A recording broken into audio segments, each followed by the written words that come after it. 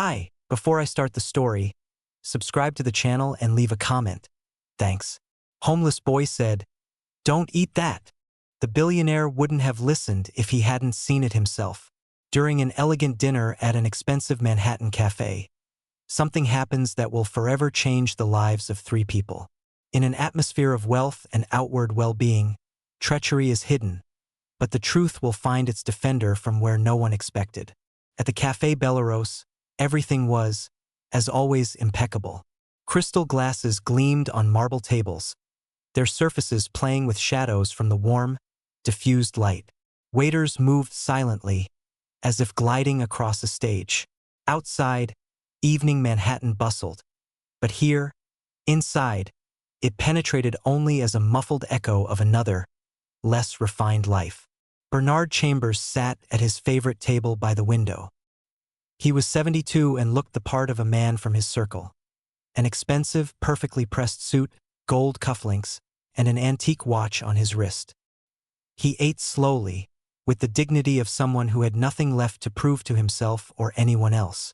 Next to him sat Marissa, his wife, 40 years his junior. Slender, well-groomed, with flawless makeup and a perfect hairstyle. She looked at the soup the waiter had placed before her with a slight smile. Her movements were precise, almost theatrical. Occasionally, she cast a loving, caring, slightly pensive glance at Bernard. "Haven't you tried their signature tomato soup today?" she asked, sliding the plate toward him. "No, not hungry," Bernard replied, leaning back in his chair. "But perhaps later." He returned to reading a notification on his phone. For a few seconds, Marissa just sat there, looking in his direction, then quickly and deftly emptied the contents of a small capsule into the soup. The movement took less than a second. She used the moment when the waiter looked away and Bernard was focused on his phone. She gave it a slight stir with her spoon, and not a single muscle twitched on her face. No one noticed. Almost no one. Outside the window stood a boy of about 12. He pressed his forehead against the glass, trying not to attract attention. His eyes were wide open. He didn't know what the dish in front of the woman was called. He didn't know who these people were, but he saw her sprinkle something in. And it wasn't a spice. The boy's name was Malik. He had lived on the streets of Manhattan for almost a year. He wasn't concerned with politics, fashion, or business. He knew the smell of food when he hadn't eaten in a long time.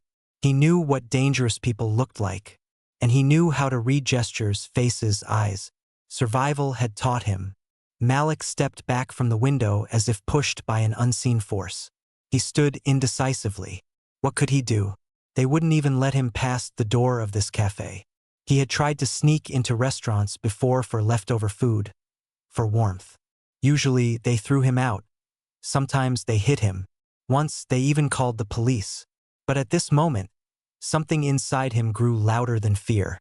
He returned to the door, pushed it open, and walked inside. The silence was deafening. He knew he looked out of place. A torn hoodie, dirty sneakers, a face that hadn't been touched by clean water in a long time. Everyone in the cafe turned to look. A waiter immediately moved toward him. "Hey, you can't be in here," he began. Malik ignored him. He walked toward Bernard's table until someone intercepted him, grabbing his arm. "Please, mister, don't eat that," he shouted. "Your wife put something in the soup." The world seemed to stop for a second. Malik's voice was sharp, loud, desperate. "What did you say?" Bernard turned around, frowning. Marissa laughed, a strained, performative laugh. "My God, what nonsense! Who even let this child in? He's some homeless kid. He's probably on drugs. Just look at him." "I saw it," Malik insisted. She emptied a little capsule. She had a little capsule. The waiter, still holding the boy's arm, was already calling for the manager. Patrons began to whisper. Several people took out their phones. Some were recording. Bernard set his phone down and looked intently at Marissa. Feeling his gaze, her expression changed instantly. She didn't look scared, more irritated. "Bernard, this is absurd. Obviously, the boy wants attention. Or money. Don't you dare listen to him." Bernard silently looked at the bowl of soup, then back at Marissa and suddenly said to the waiter, "Please bring a new soup from the same batch and call security. But no one is to leave just yet." He nodded toward Malik. "Not him. My wife." Marissa paled. Malik stood motionless, but inside, everything was trembling. He didn't know if he had saved someone or ruined his own life and others, but he knew he had done the right thing. A long night lay ahead. When security arrived, a heavy silence fell over the room. People at nearby tables froze, unsure how to react. Some still thought it was a misunderstanding. Others sensed something serious was beginning. The restaurant manager nervously discussed with the waiter what to do next. Bernard sat silently. He studied Malik carefully. The boy was breathing heavily but trying to stand straight. He didn't try to run, didn't look away. "What's your name?" Bernard asked calmly. "Malik, sir." "Where do you live?" "Now? Nowhere. Sometimes in a shelter, sometimes on the street." Marissa sighed with irritation. "This is farcical, Bernard. Are you really going to listen to a homeless boy who probably just wants to get on video and get famous or get a payout? It's obvious." Bernard slowly turned to her. "Why are you so sure of his motives?" Marissa tensed. "Because I'm not an idiot. He just accused me of attempted murder. Do you hear what he's saying?" "I hear. And I hear you trying to divert attention from the point." He turned to the waiter. "Where is that soup my wife offered me?" "It's still on the table, sir. We haven't cleared it." "Good. I want it tested. Call someone, the police, the health department, I don't know who, but I want results. And I want everything documented. Until then, no one leaves." Marissa jumped up. "You can't be serious." "I am very serious." The restaurant staff, stunned by this turn of events, complied. Someone was already calling the police. Malik still stood between the security guard and Bernard. For the first time, he felt that an adult was listening to him. It was strange and scary. "What exactly did you see, Malik?" Bernard asked, his voice level. "I was standing outside the window. I often stand there. Sometimes the waiters bring out leftovers. I saw your wife take something from her coat. It was a small capsule. She quickly emptied it into the soup while you were looking at your phone." He paused. "Then she stirred it with a spoon. It was fast, but I definitely saw it. I know when someone is doing something they shouldn't. And you decided to burst in and tell me." "Yes." "Why?" Malik was silent for a second, then looked directly at Bernard. "Because I don't know who you are, but no one deserves to be poisoned. Not even if you're rich. Not even if you're married to a beautiful woman." At that moment, someone in the room began to clap. Awkwardly, quietly, but sincerely. The others exchanged glances. Marissa, feeling control slip away, sat back down and pursed her lips. "He's lying. Street kids always lie." "Perhaps," said Bernard. "But perhaps he is the only one here telling the truth." 15 minutes later, the first police officers arrived, followed by food quality control inspectors. The soup was carefully sealed and sent for expedited analysis. Everything was being recorded by the restaurant's cameras and patrons' phones. Marissa tried to maintain her composure, but the tension on her face became more and more noticeable. One officer began interviewing witnesses. Another spoke with Bernard. He explained the situation calmly and precisely and asked that the boy be treated correctly. Malik sat to the side. They had given him a glass of water. He didn't know what would happen next. He hadn't expected to be heard. But now it was all very real. "We'll test the soup," one of the officers said. "But if there's nothing there, you understand this could be considered a false accusation. It could mean trouble for the boy." Bernard nodded. "If there's nothing there, I will personally help Malik. But if he's right, you must act." An hour later, the preliminary result came back. The soup indeed contained a substance with digoxin, a drug that in large doses can cause cardiac arrest. It's available only by prescription. The pause that hung in the air after this information felt like an eternity. The officer turned to Marissa. "Mrs. Chambers, please stand up. You are under arrest on suspicion of attempted murder." "This is a mistake. I don't know how that got in there." Someone set me up, she cried, but her voice trembled. An officer handcuffed her. The people in the room were silent. Some filmed, others just watched in astonishment. Marissa, still protesting, was led out of the cafe. Bernard remained seated. He didn't eat, didn't speak, just stared at the empty soup bowl. His perfect evening had been shattered. And in the corner sat a 12-year-old boy who had changed his life. After Marissa was taken away, the cafe gradually emptied. Patrons left, discussing the events in hushed tones. Some expressed sympathy for Bernard, some disbelief. Some still doubted it wasn't some kind of stunt. Anything's possible these days, they muttered. Maybe an ad, maybe a PR stunt. But no one finished their soup. Bernard stayed at his table. He asked the staff not to close early. Malik sat one table over, still tense, clutching a glass of water as if it could save him from everything happening. Bernard finally turned to him. "Thank you for speaking up." Malik nodded. It was hard for him to speak. "Do you often hang around here?" Bernard asked, studying the boy intently but without hostility. "Sometimes Bella Rose has good leftovers. Some waiters slip food out if it's not too busy. I don't ask. I just wait outside. Not always lucky." "Where do you sleep?" "There's a basement a block from here, a boarded-up door. Sometimes I stay at a shelter, but it's complicated there. Fights, theft. I'd rather be alone." Bernard was silent. In his eyes was not pity, but something else. A growing interest mixed with regret. He himself had grown up poor, though not on the streets. He knew how hard it was to climb out of a hole if no one offered a hand. "How old are you?" 12. "And no parents?" "Mom died. Don't know my dad. Foster homes are worse than the street. I tried." Malik spoke dryly, without much emotion, not because he was indifferent, but because he was used to explaining things briefly. No one wanted to hear long stories from kids like him. "Why didn't you run?" Bernard asked suddenly. "You knew you could get in trouble." "Yeah. But if I'd stayed quiet and you died, that would be worse." Bernard looked at him for a long time, then glanced away and pulled a platinum business card from his wallet. "Do you know who I am?" Malik shrugged. "No. My name is Bernard Chambers. I'm the founder and owner of the development company Chambers Development Group. We build housing, offices, schools, and fund some youth aid programs. Don't know if you've heard the name.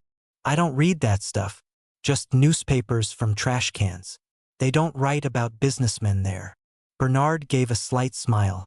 "Fair enough. Would you like me to order you some dinner?" Malik shrugged slightly, as if hesitating, but then nodded. Bernard signaled the waiter, who brought the boy a warm sandwich and fries. Malik ate carefully, not like a starved animal, but like someone who hadn't had a proper meal in a long time yet didn't want to appear greedy. He ate with dignity. "You have a sharp eye," Bernard remarked, watching the boy carefully wrap the second half of his sandwich in a napkin to take with him. "Had to learn. On the street, you gotta watch everything." Noticed the capsule by its color. It was different from regular sugar or salt. "Your wife is pretty, but nervous." Her hand shook. "People who do bad things almost always make one extra mistake." Bernard nodded. The boy's words were surprisingly precise. He saw truth more deeply than it seemed. "Why did you decide not to trust her?" Malik was silent for a long time. "She had a face like someone I knew before. That person hit me once, but before that, he smiled too." Bernard looked away. He saw Marissa again. All her smiles, gestures, touches, and realized how much he had ignored. The small causes for alarm, the strange phone calls, the frequent excuses, the irritation over trivialities. He hadn't wanted to believe she was capable of such vileness, but the fact was the fact. "Are you afraid she'll come back?" he asked quietly. Malik shrugged. "Maybe. But if she does, I think you'll be ready now." Bernard smirked, then stood up. "Come on, I'll give you a ride. Not to the police, don't worry. I just want to see where you live. Maybe I can do something." Malik froze. He didn't know if he could trust him. But today he had already taken one risk and made the right choice. He nodded. Bernard paid the bill. On his way out, he paused for a second, glancing at the empty table. The soup remained untouched. The world he lived in no longer seemed so cozy. But somewhere in its shadow stood a boy who hadn't been afraid to tell the truth. And perhaps that meant more than all the luxury and status. The police had already begun investigating the details. The preliminary analysis of the soup was alarming, and the case was quickly handed over to the district attorney's office. There were many questions and little time. The presence of journalists, videos leaked to social media, it all fueled the situation. The story of a tycoon poisoned by his young wife read like a crime thriller script, but it wasn't fiction. Bernard Chambers sat in his office on the 5th floor of the Chambers Development Group headquarters, looking out at a springtime New York. Yesterday, he had almost been a victim. Today, he was the center of attention. But that wasn't what troubled him most. He kept thinking about how many times over the past months he had seen warning signs and ignored them. "You really should only give official comments with your lawyer present," his assistant said, entering with a tablet. "The press is on edge. Your stocks are holding for now, but the pressure will only build." Bernard nodded. He understood. His name was a brand, reliable, respected. And now that name was in every headline, but with a very different connotation. "Where is the boy now?"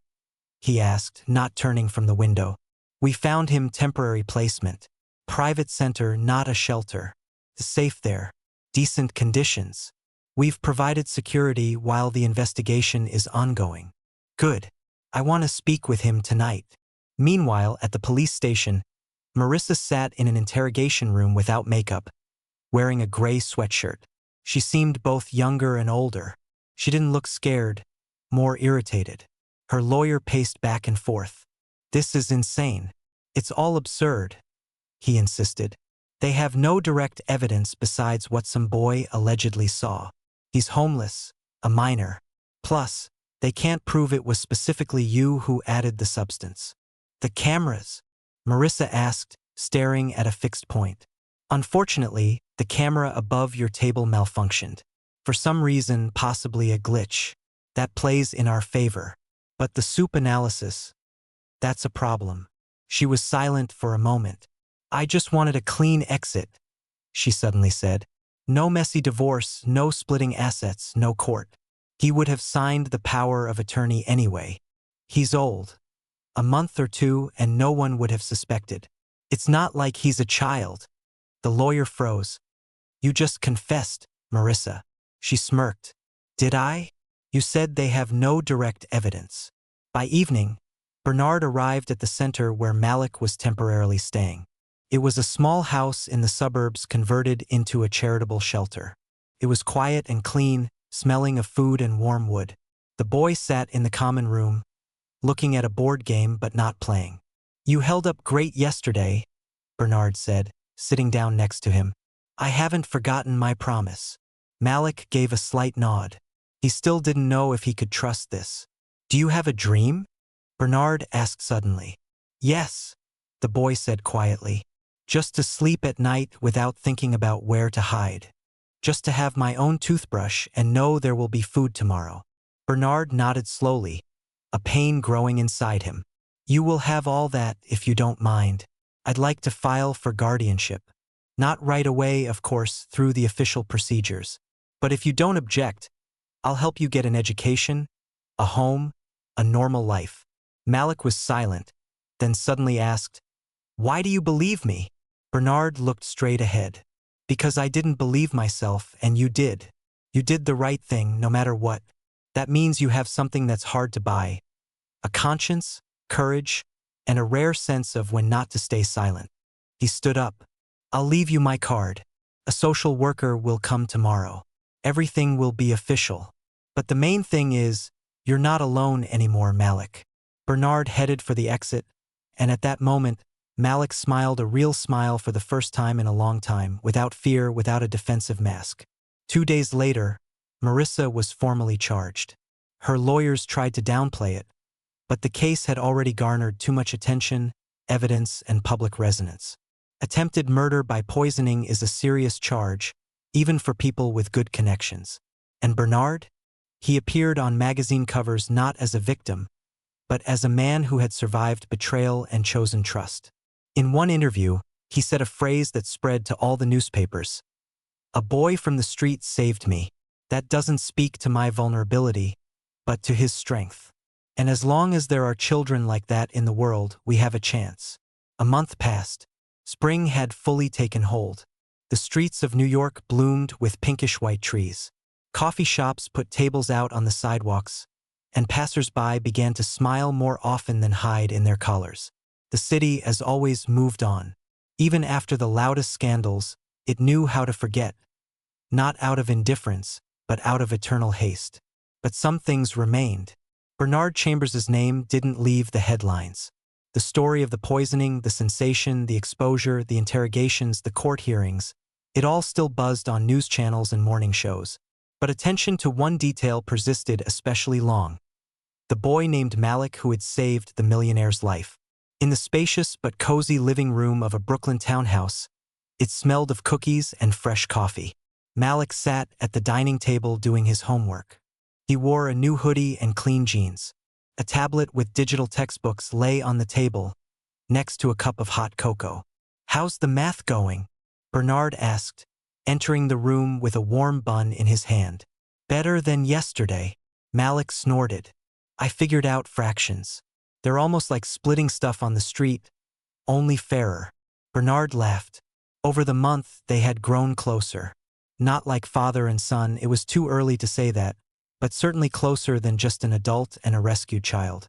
Malik no longer flinched at touches or turned at every noise. He had grown accustomed to the quiet, to his own closet, to evening conversations. Temporary guardianship was in place, but Bernard had already filed for permanent custody. No one from the authorities objected. Everyone knew how it had begun and was happy to see how it was continuing. "You knew I might not have believed you, right?" Bernard asked one night as they watched old movies together. "Yeah," Malik replied then. "But if you had eaten the soup, there would have been no one left to believe." The trial of Marissa proceeded. The defense tried to use unstable psychological state, pushed for medical examination, hinted at pressure and stress. But the prosecution was prepared. The evidence, the admissions, the traces of the drug in her belongings, financial documents showing she had secretly transferred money to unknown accounts. It all painted a simple, albeit bitter, picture. Bernard didn't attend every hearing. He hired good lawyers and decided not to waste his nerves. He had already survived the betrayal. He didn't want to relive it. His attention was focused on Malik. One evening they came home later than usual after a trip to the Museum of Natural History. Malik held binoculars for the first time and couldn't tear himself away from the dinosaur exhibit. "You wanted to be an archaeologist, right?" Bernard reminded him as the boy excitedly explained that dinosaurs were like forgotten clues from the past. "I did. And now, maybe I even can," Malik added quietly. And in his voice was something new, hope. They had dinner on the terrace with the gentle hum of the city and the smell of fresh pizza, which Malik himself had helped warm up. Bernard looked at him and thought how easily their paths might never have crossed. Everything was decided by 1 second, 1 act, 1 decision not to stay silent. "Remember you said you wanted a toothbrush and a place to sleep?" Bernard asked closer to midnight. Malik nodded. "You have that and more now. But if you ever want to return to your old life, I won't stop you. Just know you always have a home." Malik didn't answer. He just walked over and hugged him for real, without fear, without defenses. A little more time passed. Malik started at a private school. It turned out he grasped things faster than most of his peers. Teachers said he had an analytical mind. A curator from the guardianship department added, "Sometimes one adult is enough to change a child's fate." But Bernard knew it was the opposite. Sometimes one child is enough to remind adults who they should be. The story hit the news feeds again, but in a different context. Bernard Chambers established the Malik Foundation to help children on the streets who hadn't lost their courage. The foundation's logo was the silhouette of a boy standing at a restaurant door. The motto underneath read, "A true hero is one who speaks the truth, even when the whole world is silent."